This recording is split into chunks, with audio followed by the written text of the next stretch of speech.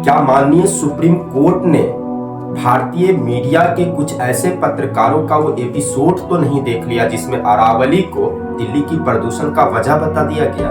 बात हो गई कि कल को होगा अगर नदियों को बेचना होगा तो ये कहा जाएगा कि जहाँ पे नदियां जो है वो 200 मीटर से वो 2 किलोमीटर से कम गहरी है तो गंगा का हिस्सा नहीं रहा जाएगा। कल को होकर एक फरमान आ जाए कि 2 आदमी 5 फुट से कम के हैं उनको आदमी ही नहीं माना जाएगा। अरावली की लड़ाई केवल इस पीढ़ी की लड़ाई नहीं है, अरावली की लड़ाई भविष्य की लड़ाई है, आने वाली कई सारी पीढ़ियों की लड़ाई है।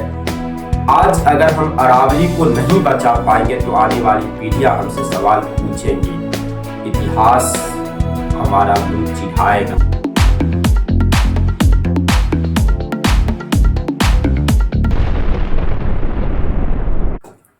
नमस्कार साथियों, द डिटर्मिनेशन यूट्यूब चैनल पर एक बार फिर से आप सबों का हार्दिक स्वागत है। दरअसल ऑफलाइन बैचेज की व्यस्तता के कारण इस चैनल पे मैं कंटिन्यू नहीं रह पा रहा हूँ, लेकिन मैंने कई बार ऐसा प्रॉमिस किया है आने वाले समय में मैं निश्चित रूप से आप लोगों से नियमित तौर पे रूबरू होता रहूँगा। और इस सेशन में जो कुछ बैचेज हैं उसकी समाप्ति के बाद यकीनन मैं इस मंच के साथ नियमित तौर पे जुड़ा रहूँगा। फिलहाल एक बहुत ही ज्वलंत मुद्दा जिसको लेकर पूरे देश में कैंपेन चल रही है, सेव अरावली खतरे में है। ये सारे चीज जो चल रहे हैं तो मुझे लगा कि नहीं, जरूर इस पर एक बार एक वीडियो जरूर बनानी चाहिए। और इसी सिलसिले में आज मैं इस अरावली को लेकर जो हालिया विवाद चल रहा है उसी विवाद के सिलसिले में कुछ महत्वपूर्ण तथ्यों के साथ आप लोगों के साथ बात करने आया हूँ। तो सबसे पहले तो आप इस हमारे बैकग्राउंड में देख रहे होंगे कि अरावली डेथ वारंट, क्यों मैं ऐसा कहता हूं कि अरावली के डेथ वारंट पे साइन किया गया है सुप्रीम कोर्ट के द्वारा, या सुप्रीम कोर्ट ने उस डेथ वारंट को मान लिया है जो पर्यावरण मंत्री भारत सरकार की ओर से दिया गया है। क्या अब भूगोल का निर्माण प्रकृति के द्वारा नहीं, नेचर के द्वारा नहीं, खनन माफियाओं के मंसूबे तय करेंगे? क्या दिल्ली एनसीआर का फेफड़ा कहा जाने वाला अरावली अब समाप्त हो जाएगा? मैं देश नहीं बिकने दूंगा एक नारा बुलंद करते रहे हमारे माननीय प्रधानमंत्री साहब कि कसम है मुझे इस माटी की, मैं देश नहीं बिकने दूंगा, मैं देश नहीं झुकने दूंगा। क्या वायदा टूट रहा है? क्या वायदा दरक रहा है? क्या कॉरपोरेट और पूंजीवाद के साथ जो सत्ता का गठजोड़ है वो गठजोड़ हमारी सांसों का गला घोंट देने पर आमादा है?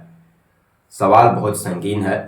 और दरअसल इसी सिलसिले में मैं थोड़ा तथ्यों के साथ बात करना चाहूंगा। अरावली के क्या अपने इंपोर्टेंस है? एमसी मेहता बनाम भारत संघ और गोदावरमन केस जो 1995 का केस है। दरअसल एमसी मेहता और गोदावरमन की जो केस है, जो वाद है, उसी वाद के सिलसिले में भारत सरकार के पर्यावरण मंत्रालय ने एक जो है नई परिभाषा अरावली को लेकर जारी किया, वो सुप्रीम कोर्ट के सामने रखा और सुप्रीम कोर्ट ने उस नई परिभाषा को मान लिया।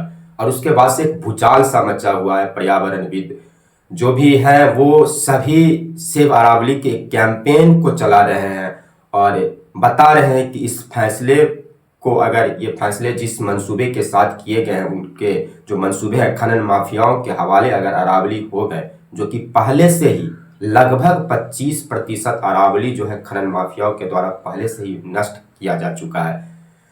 जो हमारी भौतिक विलासितापूर्ण जो एक चाह है जीवन जीने की, उस चाह में प्रकृति बनाम जिस तरह से हम प्रगति और प्रकृति के बीच की लड़ाई, क्या विकास प्रकृति की कीमत पर होगी? हम प्रकृति के साथ छेड़छाड़ करना यूं ही जारी रखेंगे? तो ये सारी चीज इसमें दिखाई पड़ेगा। लेकिन मैं सबसे पहले शुरुआत करना चाहूंगा एक दिलचस्प चीज से कि आप याद कीजिए, कुछ दिन पहले हमारे माननीय सुप्रीम कोर्ट के चीफ जस्टिस, आप देखेंगे कि ये एक उनका टिप्पणी था दिल्ली के प्रदूषण के सिलसिले में। और ये एक आम आदमी की टिप्पणी नहीं है, ये खुद हमारे सुप्रीम कोर्ट के चीफ जस्टिस जो है अभी, सीजेआई जो है अभी, सूर्यकांत जी, उनकी टिप्पणी है। उन्होंने दिल्ली के प्रदूषण पर चिंता जाहिर करते हुए खुद कहा था कि मैं शाम को 1 घंटा टहला, प्रदूषण की वजह से मेरी तबीयत बिगड़ गई। हमें जल्द इसका समाधान निकालना होगा। क्या दिल्ली के प्रदूषण का यही समाधान निकालना होगा? क्या माननीय सुप्रीम कोर्ट ने भारतीय मीडिया के कुछ ऐसे पत्रकारों का वो एपिसोड तो नहीं देख लिया जिसमें अरावली को दिल्ली की प्रदूषण का वजह बता दिया गया? तो बड़े चौंकाने, हालांकि मैं माननीय सुप्रीम कोर्ट जो है, हमारी जो उच्चतम न्यायालय है, जो हमारी न्यायिक व्यवस्था है, मैं उसमें एक पूर्ण आस्था रखने वाला एक नागरिक हूँ और मुझे उम्मीद है कि हमारी न्यायपालिका एक बहुत ही मजबूत न्यायपालिका है जो हमारे देश के परिस्थितियों को समझती है, हमारी विविधताओं को समझती है, इस देश की ज्योग्राफी को समझती है। लेकिन फिर भी बड़ा चौंकाने वाला ये तथ्य रहा कि कुछ दिन पहले जबकि माननीय सुप्रीम कोर्ट के चीफ जस्टिस का ये बयान था कि दिल्ली में प्रदूषण की समस्या को लेकर दिल्ली की हालात ये है कि एम्स के डॉक्टर जो हैं वो सलाह देते हैं कि जो गर्भवती महिलाएं हैं वो दिल्ली छोड़कर बाहर चले जाएं। सांस की श्वसन संबंधित रोग के जो मरीज हैं, ऐसे मरीज दिल्ली छोड़कर चले जाएं क्योंकि दिल्ली उनके रहने लायक नहीं रह गई है। और क्या उस प्रदूषण का हल हम यही निकालेंगे कि दिल्ली के फेफड़ा को गला घोंट देंगे? उसका दिल्ली के फेफड़ा को हम नष्ट करने जा रहे हैं, उस पर बुलडोजर चलवाएंगे? तो ये मेरे लिए बहुत ही चौंकाने वाला रहा था कि सुप्रीम कोर्ट ने कैसे इस नई परिभाषा को माना। लेकिन हालांकि परिभाषा भारत सरकार के पर्यावरण मंत्रालय की ओर से दी गई थी। क्या है वो विवाद, हम लोग समझने का एक बार फिर से प्रयास करते हैं। अगर अरावली को देखेंगे तो अरावली जो है उसका विस्तार गुजरात के अहमदाबाद के निकट एक स्थान है पालनपुर। उस पालनपुर से, गुजरात के पालनपुर से राजस्थान, हरियाणा, दिल्ली, कटक तक लगभग आप कह सकते हैं कि 750 से 800 किलोमीटर के लेंथ में फैला हुआ ये एक दुनिया की सबसे प्राचीन पर्वतमाला है। इतनी प्राचीन पर्वतमाला जो हमारी मानवीय सभ्यताओं से ज्यादा पुरानी मानी जाती है। अब समझ सकते हैं कि प्री कैम्ब्रियन युग में निर्मित ये एक बलित पर्वत जो अब एक अवशिष्ट पर्वत के रूप में जाना जाता है, मतलब लगभग आपको 600 से 750 मिलियन वर्ष पूर्व ये पर्वतमाला उस समय बनी जिस समय पृथ्वी का निर्माण हो रहा था। कई सारे प्लेटों के टेक्टोनिक टकराव से इस अरावली का निर्माण हुआ। वक्त के गुजरते थफेरों, वर्षा, आंधी, चक्रवात, इन सबों के जो भौगोलिक दशाएं हैं उनके कारण ये अरावली खिसता चला गया और आज अरावली जो है वो एक अवशिष्ट पर्वत के रूप में जाना जाता है। एक पुरानी सी प्राचीन पर्वतमाला, वैसे भी बहुत लंबे समय से, ऐसा नहीं कि ये हालिया विवाद ही केवल अरावली को नष्ट करने को लेकर एक फरमान आया है। इससे पहले की भी जो सरकारें रही हैं या जो वहाँ की स्थानीय सरकार रही है, राजस्थान की जो राज्य सरकारें विभिन्न पार्टियों की रही है, उनके समय में भी भू माफियाओं, खनन माफियाओं का जो बोलबाला रहा है। अरावली को लेकर, अरावली में जिस तरह से खनन हो रहे हैं, एक अनुमान के अकॉर्डिंग मैंने पहले ही कहा कि अरावली के 25% हिस्से पहले ही भू माफियाओं, खनन माफियाओं ने उसे नष्ट कर दिया है और उससे जो हमारे कंक्रीट, बजरी, संगमरमर, टाइल्स वगैरह जो बनाए जाते हैं, जो बहुत ही माने चर्चित विख्यात वहाँ के टाइल्स है, और हम अपनी विलासितापूर्ण जीवन जीने के लिए हम प्रकृति के साथ किस कदर छेड़छाड़ कर रहे हैं, ये फरमान तो उसकी एक पराकाष्ठा है। तो यहाँ पे अरावली के विस्तार को आपने देखा कि गुजरात के पालनपुर से दिल्ली, कटक, रायसीना हिल्स जो है हमारी राष्ट्रपति भवन, वो इसी अरावली का ही एक हिस्सा है। अगर आप देखेंगे तो इसे राजस्थान की जीवन रेखा, इसे लाइफ लाइन मानी जाती है। दिल्ली एनसीआर के लिए ये हरा फेफड़ा माना जाता है। और आप देखेंगे कि ये अरावली पर्वतमाला जो राजस्थान के, अगर आप पश्चिम में देखेंगे तो इस साइड एक डेजर्ट है, भारत का सबसे बड़ा मरुस्थल, थार मरुस्थल, जिसका विस्तार केवल भारत में नहीं, इस पाकिस्तान के हिस्से में भी है। ये थार मरुस्थल का विस्तार अगर आप देखेंगे तो भारत और पाकिस्तान में ये मरुस्थल है। ये अरावली इस मरुस्थल को थामने वाली एक दीवार है जो इस थार रेगिस्तान को अरावली के पूर्वी तरफ फैलने से रोकती है। अरावली के इंपोर्टेंस को अगर समझेंगे तो ये एक दिल्ली एनसीआर का फेफड़ा है, ये राजस्थान की लाइफ लाइन है, मरुस्थल को थामने वाली दीवार है, कई सारी जनजातियों का निवास स्थल है। ये एक बायोडाइवर्सिटी के अगर स्थिति को भी देखेंगे तो बहुत सारी बायोडाइवर्सिटी को धारण करने वाली एक प्राचीनतम पर्वतमाला है। लेकिन हालिया फैसले से ये पर्वतमाला विवाद में है और यही वो फैसला है अरावली से संबंधित सुप्रीम कोर्ट का 100 मीटर ऊंचाई का नियम। दरअसल ये मसला क्या है, तो ये एमसी वर्मा और गोला वर्मन, एमसी वर्मा ये 1985 का मसला है और एक आप देखेंगे गोदा वर्मन ये भी पुरानी केस है, ये 1995 का केस है और इसी केस की सुनवाई के सिलसिले में भारत सरकार के पर्यावरण मंत्रालय की ओर से अरावली की एक नई डिफिनीशन तय की गई।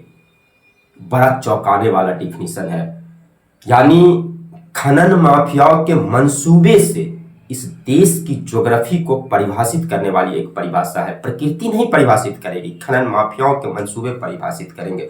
और सुप्रीम कोर्ट में ये कहा गया पर्यावरण मंत्रालय की ओर से कि 100 मीटर से ऊंची जो पहाड़ी है या 100 मीटर कम से कम, केवल उसे ही अरावली माना जाएगा। 100 मीटर से कम ऊंचाई के जो पहाड़ी है उसे अरावली का हिस्सा नहीं माना जाएगा।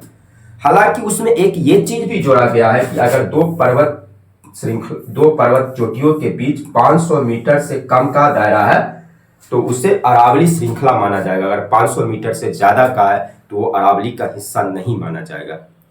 तो ये कम विवादित है। जो पहला तथ्य है इसका कि 100 मीटर से कम ऊंचाई के जो पर्वत चोटी है उसको अरावली का हिस्सा नहीं माना जाएगा। बहुत ही इलॉजिकल सा लगता है कि कल को होकर यही परिभाषा नदियों के बारे में दी जाएगी। अब जरा सोचने की बात यह है कि आखिर इस परिभाषा की आवश्यकता ही क्यों पड़ी।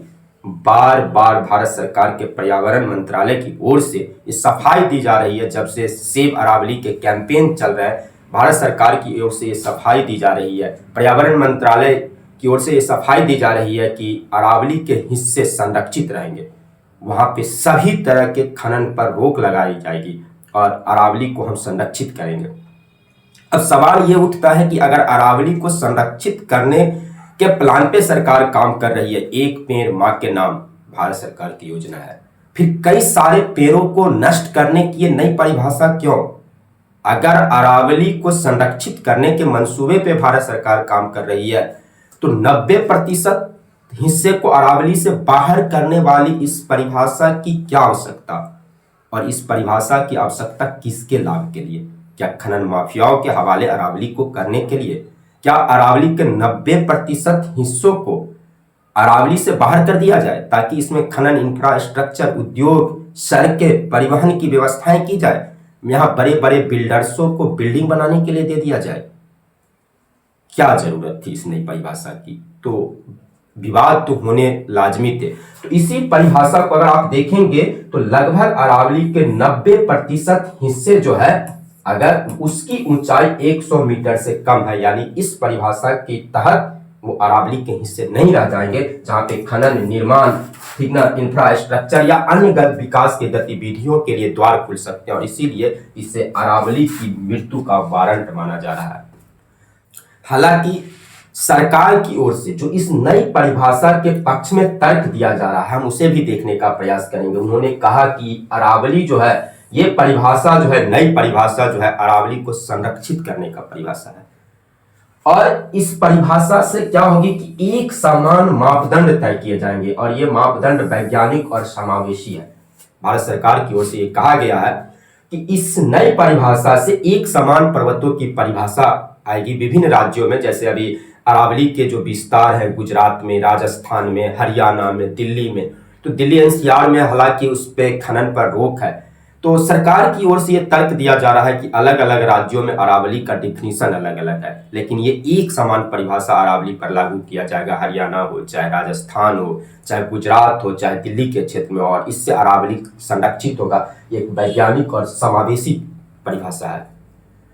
अब तो ये बात हो गई कि कल को होकर अगर नदियों को बेचना होगा तो ये कहा जाएगा कि जहां पे नदियां जो है वो 200 मीटर से, वो 2 किलोमीटर से कम गहरी है तो गंगा का हिस्सा नहीं रहा जाएगा। कल को होकर एक फरमान आ जाए कि 2 आदमी 5 फुट से कम के हैं उनको आदमी ही नहीं माना जाएगा। बड़ा इलॉजिकल है। कल को होकर यही परिभाषा जो है वो रेगिस्तान, नदियां या जो अन्य भौगोलिक क्षेत्र है उनके लिए भी जारी की जाएगी, जो खनन माफियाओं के हवाले इन्हीं परिभाषाओं के सहारे की जा सकती है, कर दी जाएगी। तो इसके अलावा सरकार की तरफ से एक तर्क दिया गया है कि सतत विकास का वादा, कि इससे क्या होगा कि खनन पट्टों पर रोक लगाई जाएगी, सस्टेनेबल माइनिंग मैनेजमेंट प्लान होगा। मतलब खुद समझिए, सरकार की ओर से यह कहा जा रहा है कि सस्टेनेबल माइनिंग मैनेजमेंट प्लान, मतलब माइनिंग के एक मैनेजमेंट का एक बड़ा सा प्लान लेकर आए हैं 90% अरावली को खत्म करने की। इसका क्या भरोसा कि 90% अरावली के उस हिस्से में खनन के कार्य नहीं होंगे, और अगर नहीं होंगे तो यकीनन इस परिभाषा की जरूरत नहीं थी। Forest survey of India FSI की रिपोर्ट ये खुद रिपोर्ट करे कि 12,081 पहाड़ियों में से केवल 1,048 पहाड़ी, यानी लगभग 8.7% ही पहाड़ी 100 मीटर से ऊंची है। तो 90% से अधिक पहाड़ी जो होंगे वो संरक्षण के दायरे से बाहर होंगे। और क्या चिंताएं हैं, अगर इस फैसले के बाद पर्यावरण मंत्रालय की ओर से जो सुझाव दिए गए हैं सुप्रीम कोर्ट में, जिसे सुप्रीम कोर्ट ने मान लिया है, अगर पर्यावरणविदों की चिंताओं को देखें तो क्या शंकाएं जाहिर की जा रही है, क्या क्षति हो सकता है। तो पहली चीज तो यही है कि खनन रियल एस्टेट को बढ़ावा मिलेगा। अब देखिए कि 2018 में सुप्रीम कोर्ट की एक समिति की रिपोर्ट में खुद ये कहा गया था कि राजस्थान में 50 वर्षों में 128 में से 31 पहाड़ियां गायब हो चुकी है।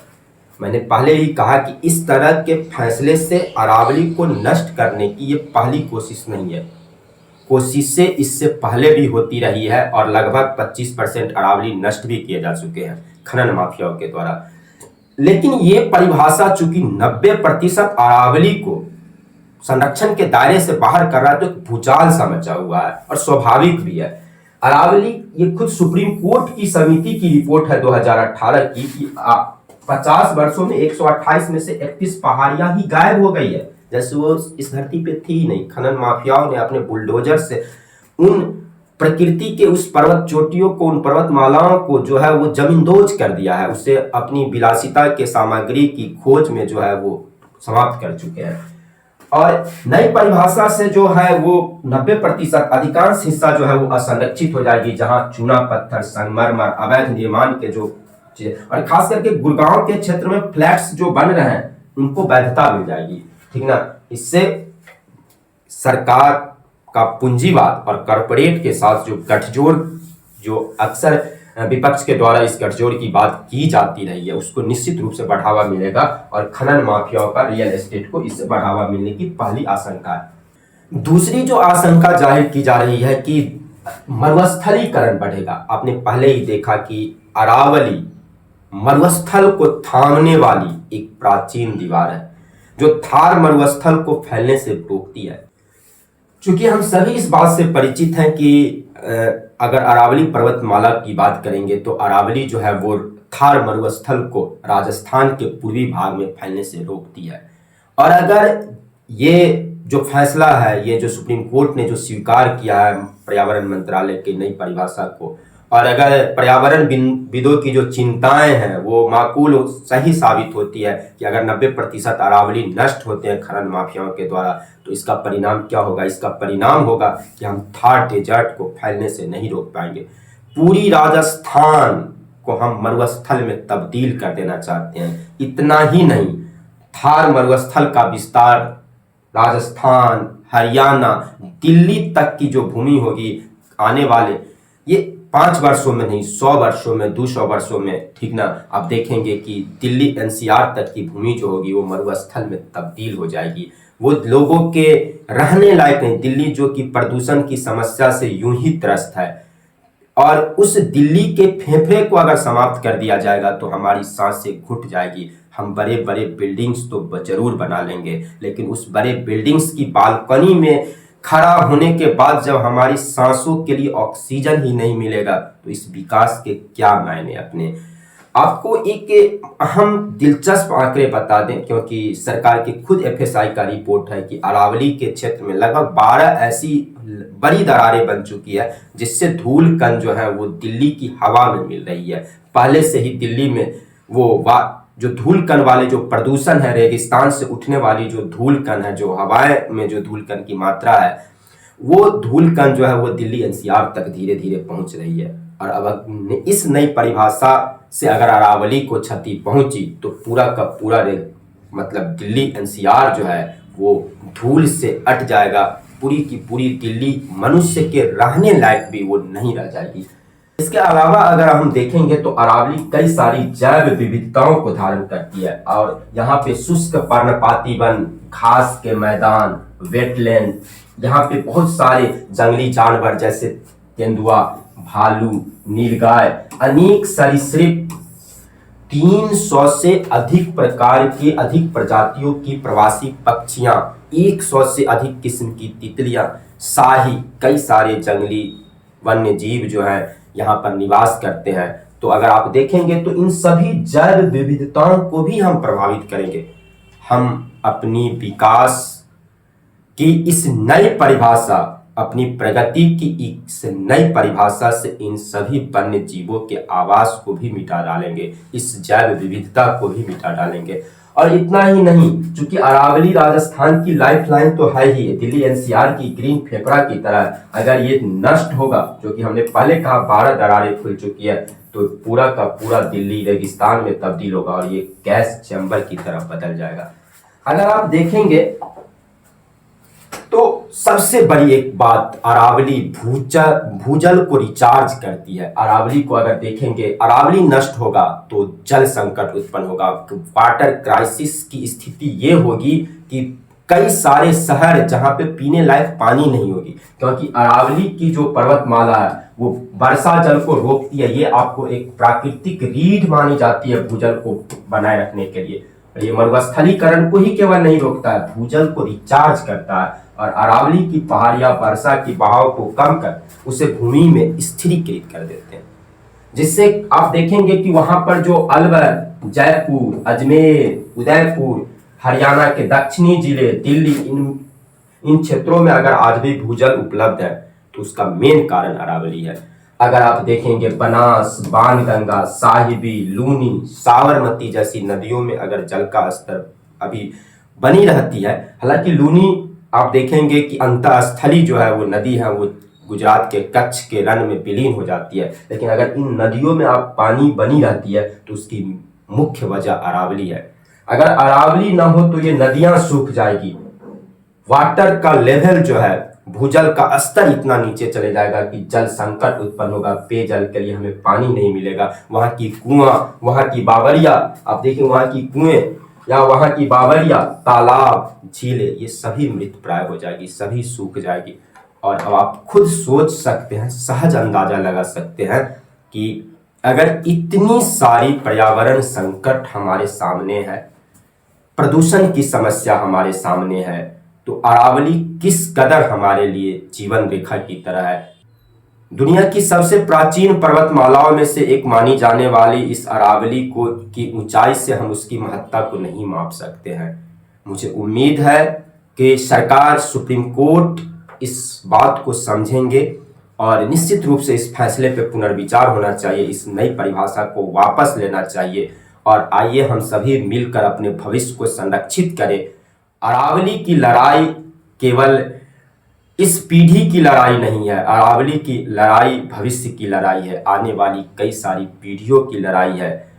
आज अगर हम अरावली को नहीं बचा पाएंगे तो आने वाली पीढ़ियां हमसे सवाल पूछेंगी, इतिहास हमारा मुंह चिढ़ाएगा। इसीलिए आइए हम सभी अरावली को बचाने के लिए सरकार से गुजारिश करें, पहल करें, सरकार की इस नई परिभाषा को वापस लिया जाए। हमारे माननीय सुप्रीम कोर्ट, मुझे उम्मीद है कि जरूर इस पे पुनर्विचार करेगी और अरावली को यूं इस तरह खनन माफियाओं के, रियल एस्टेट के हवाले नहीं किया जाएगा। फिर मिलते हैं कि समय की पाबंदी जरूर रहती है, लेकिन कोशिश रहेगी कि आप लोगों से इस चैनल के माध्यम से जुड़ाव रहे और इस सेशन के बाद निश्चित रूप से नियमित तौर पे मैं आप लोगों के सामने रहूँगा। तो ये अधिक से अधिक लोगों तक अरावली के ये वीडियो को जरूर पहुंचाए ताकि वो अरावली के महत्ता को समझ पाए और सेव अरावली की जो एक कैंपेन चल रही है, जो एक आम लड़ाई नहीं है। अरावली एक साझी विरासत है, जल, जंगल, जमीन, जनजातियों की ये एक विरासत है। आप देखेंगे अरावली को तो कई सारी जनजातियां यहाँ पे निवास करती है भील, यहाँ पे बड़ी मात्रा गरसिया जनजाति अरावली के क्षेत्र में बहुत अधिक निवास करती है। अरावली के उदयपुर, डोंगरपुर, बांसवाड़ा, सिरोही, इन क्षेत्रों में अगर आप देखेंगे तो कई सारी आदिवासी समुदाय जनजातियां जो है वो वहाँ निवास करती है। और अरावली के इस नई परिभाषा से ये सभी प्रभावित होंगे, उनके पुनर्वास की समस्या उत्पन्न होगी, उनकी कल्चर, उनकी सभ्यताओं को हम नष्ट करने की ये जो बेजा कोशिश कर रहे हैं, मुझे लगता है कि शायद ये वापस होने चाहिए। सरकार को इस नई परिभाषा को वापस लेने ही चाहिए, या हमारे माननीय सुप्रीम कोर्ट जो है निश्चित रूप से इसे गंभीरता से देखेंगे। खैर, मिलते हैं फिर से एक नए वीडियो के साथ, तब तक के लिए धन्यवाद।